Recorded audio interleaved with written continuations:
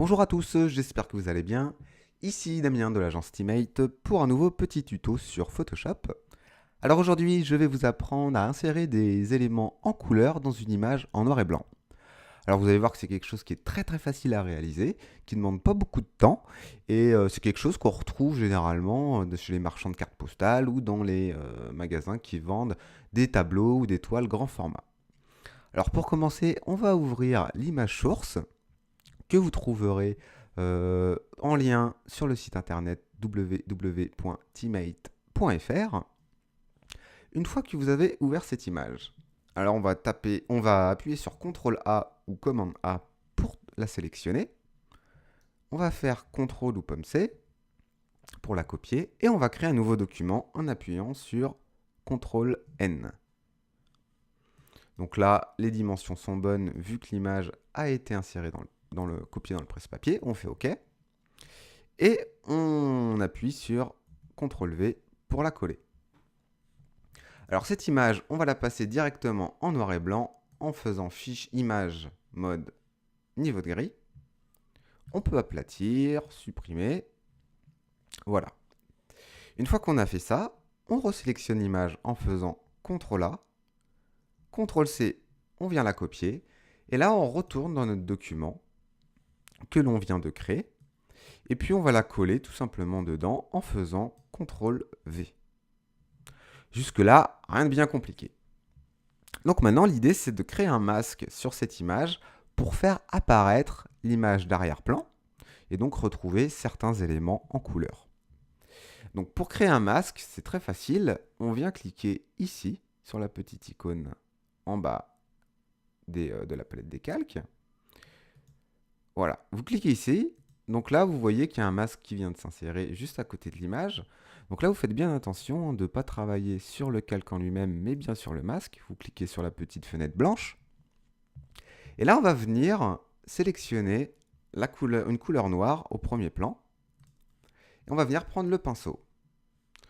Alors là, on peut zoomer sur l'image en faisant CTRL plus pour être précis.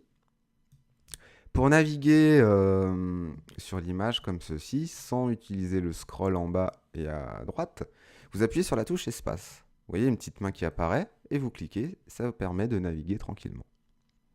Petite astuce, hein. C'est toujours bon à prendre. Donc on prend le pinceau, on peut lui mettre une épaisseur de 10. Et là on va venir, vous voyez, repasser sur l'image. Donc on suit les pourtours de notre image. Donc on peut prendre peut-être une forme un peu plus épaisse pour repasser sur l'image centrale. Alors c'est pas très grave hein, si on dépasse. Vous allez voir comment rectifier le tir. Donc là on est à peu près bon, mais on voit qu'on a dépassé un petit peu ici à gauche, un peu en haut, un peu ici à droite. Donc on va se remettre en blanc, en couleur de premier plan. Là on va baisser un petit peu l'épaisseur du pinceau. On peut se remettre à 10. Et on va repasser sur les zones où on a dépassé. Vous voyez, comme par magie, ces zones disparaissent. Donc en gros, le principe du masque, c'est dès qu'on applique une couleur noire sur ce masque, eh bien ça laisse apparaître la transparence. Et là, la transparence, c'est quoi? C'est l'image qu'il y a en arrière-plan. Donc là, on peut repasser un petit peu ici. Pour être un peu plus précis, on peut baisser un peu la forme à 5 pixels. Et repasser, se remettre en blanc et repasser en premier. On repasse sur les bords où on a dépassé. Voilà, ici. Un petit peu au sol, par exemple. Et voilà. Un petit peu en haut. On peut, ici, il y a une petite pétouille. On peut repasser dessus. Voilà. Donc là, on peut dézoomer, on fait CTRL-. Et puis on voit que on vient de réaliser une image qu'on aurait pu retrouver chez un marchand de cartes postales. Hein. Donc vous voyez que c'est très facile.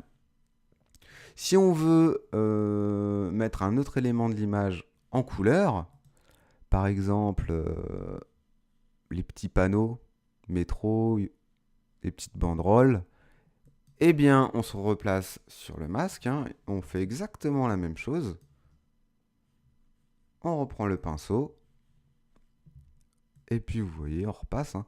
Alors une petite astuce aussi, vous pouvez appuyer sur Shift, cliquer et recliquer.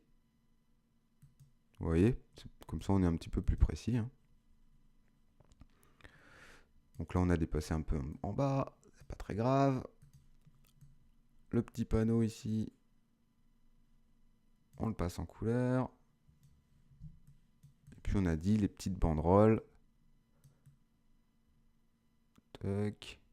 On a dépassé, c'est pas bien grave. On se remet en blanc et on repasse par-dessus. Voilà, etc., etc. Donc vous voyez que c'est vraiment très facile, hein, et puis vous pouvez appliquer ça un peu sur n'importe quelle image. Donc j'espère que ce tuto vous aura plu, et je vous dis à très bientôt pour un prochain tuto.